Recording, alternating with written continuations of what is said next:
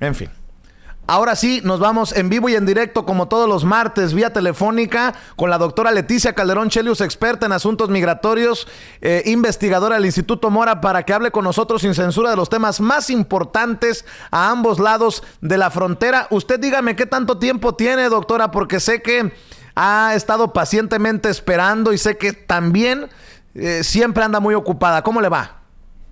Pues aquí, Vicente, pero perdón, ahorita no puedes saltarte el tema de Juan Gabriel, porque tienes toda la razón que no se trata de banalizar. Digo, saludo primero, pero me quiero ir directo al tema, porque fíjate que a mí se me hace que nos dio una lección muy interesante la pregunta con la respuesta, y es, primero que nada, ya les agarró la medida a López Obrador, a los medios de comunicación, porque como tiene mañanera, y a mañana pues va a otros temas, Entonces, no se queda en esto. Hoy va a ser nota, Hoy va a ser la nota. Y yo, estaban riéndose ustedes, bueno, yo me estaba carcajeando, porque realmente zafó muy bien López Obrador eso, pero la otra es que, fíjate que lo humaniza.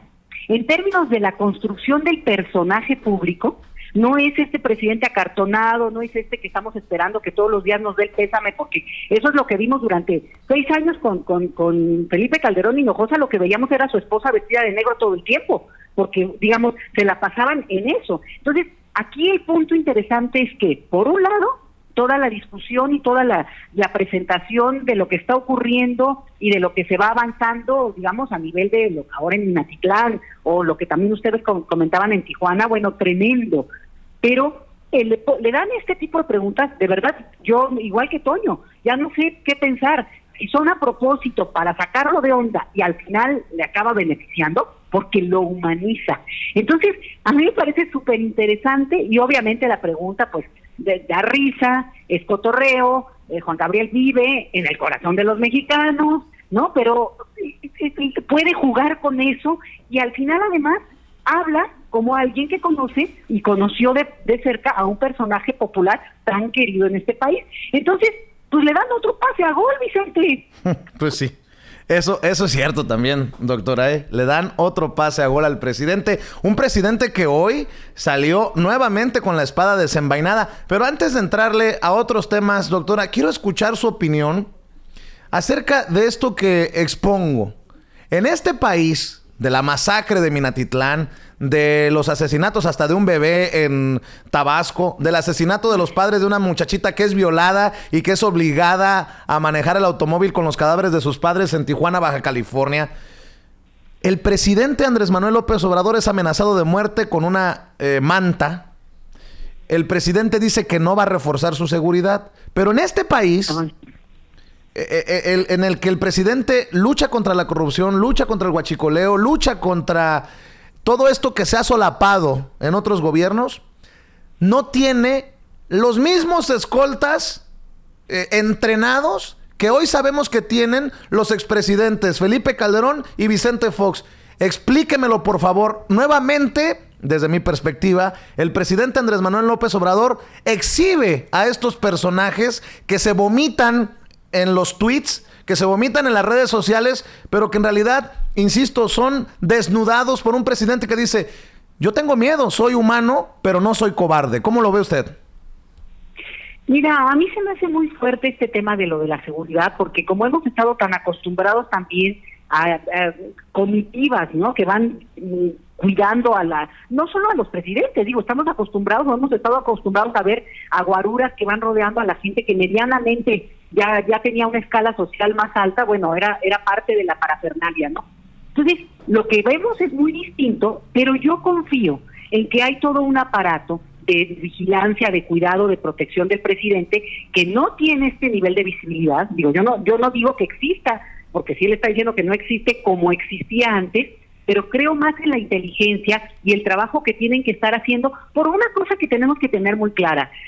Y lo sabemos todos. López Obrador es un viejo lobo de mar, conoce de arriba a abajo, no solo al país, sino también los entretelones del poder. Digo, él ha estado en la cúspide como jefe de gobierno y todo lo que siguió después de eso.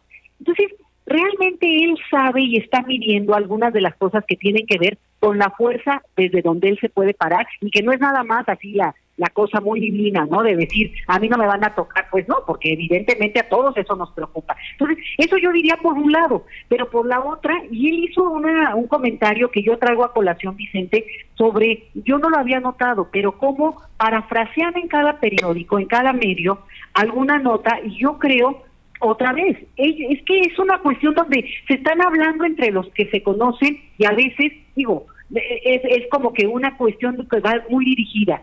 El periódico Reforma efectivamente publica la manta que amenazaba a López Obrador con la dirección de su casa. El mismo López Obrador dice que todo mundo sabe además dónde es, pero es como, no es solo mal gusto, no es solamente un error, es como incluso un mensaje. Y entonces esto es como una cuestión más de metapolítica, es decir, más arriba de la política que estamos viendo en lo evidente, en el golpeteo o en lo que uno cree que está pasando con las palabras. Es por encima de las palabras los mensajes que se están mandando. Entonces, yo creo que está a ese nivel parte de la discusión que tal vez para quien va ese mensaje no es necesariamente esta gente pedestre, digamos, violenta, criminal, sino justamente a la ecuación que yo creo que tiene muy lubricada López Obrador cuando él dice es la corrupción, y dices, bueno, pues es la corrupción, si acaban de matar gente, tú das unos casos espantosos, y aprovecho para decir, amo a la gente de Tijuana, les mando un abrazo muy grande porque sé que está pasando un momento pues muy difícil con esta escalada de violencia. Entonces, bueno, cierro ese paréntesis, pero sí para decir que cuando él insiste en esto de la corrupción, que puede llegar a ser así como un mantra casi, bueno, le atina en qué sentido, en que al final de cuentas, no solamente porque sea creíble y molesto para la ciudadanía que al final de cuentas pues entiende ese mensaje, sino porque efectivamente, sin la participación del Estado, de las autoridades, de funcionarios que directamente, por omisión o complicidad, participan de la criminalidad, no tendríamos esta escalada de violencia. Entonces, lo que puede romper esa criminalidad tiene que ver justamente, por ejemplo, que no se encubra a los delincuentes que huyeron y que hicieron todo lo que hicieron ahora en Minatitlán, o lo que está ocurriendo en Tijuana, que no tengan esa complicidad que entonces alimenta lo que es el crimen organizado. Es eso, no es que estén organizados los criminales, no, es que tiene una conexión directa con la autoridad de algún nivel.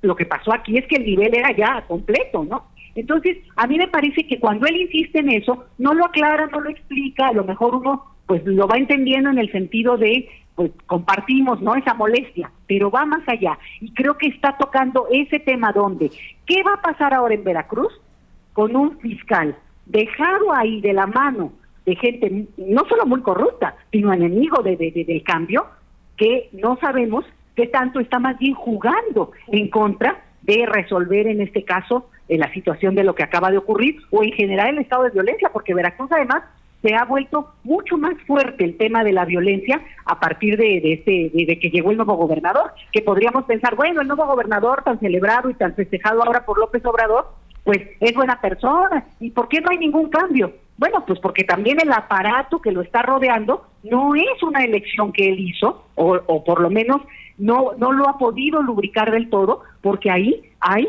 herencias malditas, Vicente. Así es. Oiga, doctora, ya que está hablando del caso de Minatitlán allá en Veracruz, esta masacre, ya que estamos hablando de estas situaciones de violencia que a todos nos duelen, a todos los mexicanos nos duelen, también hay que decir qué lamentable que los políticos traten de jalar agua a su molino, de sacar raja política de temas tan dolorosos, ¿no? Que se aprovechen de una situación para, por ejemplo, pedir la renuncia de un Andrés Manuel López Obrador que ya dice que va a Minatitlán. Miren, podemos criticar hasta cierto punto silencio, a lo mejor hasta una falla desde comunicación social de presidencia, no lo sé. Está para el debate, obviamente, porque muchas personas dijeron, ¿cómo es que no ha habido un pronunciamiento del presidente? ¿Cómo es que no? Nada. Está para el debate, pero de ahí a apostarle a que renuncie López Obrador me parece una barbaridad, doctora. Mira, yo creo de verdad, bueno, yo a lo mejor estoy exagerando, pero de verdad acaba saliéndole un escenario favorable. Te voy a decir por qué. Porque al final de cuentas, él va a salir. Va a salir tarde o temprano porque sale a cada rato y si no en la mañanera. Entonces, no es que que el silencio se va a quedar ahí de una manera muy larga, sino que justamente va a haber un momento en que salga. Esta demanda de que salga en lo inmediato y que incluso interrumpa lo que está haciendo para dar un mensaje a la nación, ¿verdad? Bueno, obviamente eso es seguir pensando en el formato acardonado de los presidentes que se tuvieron antes en este país.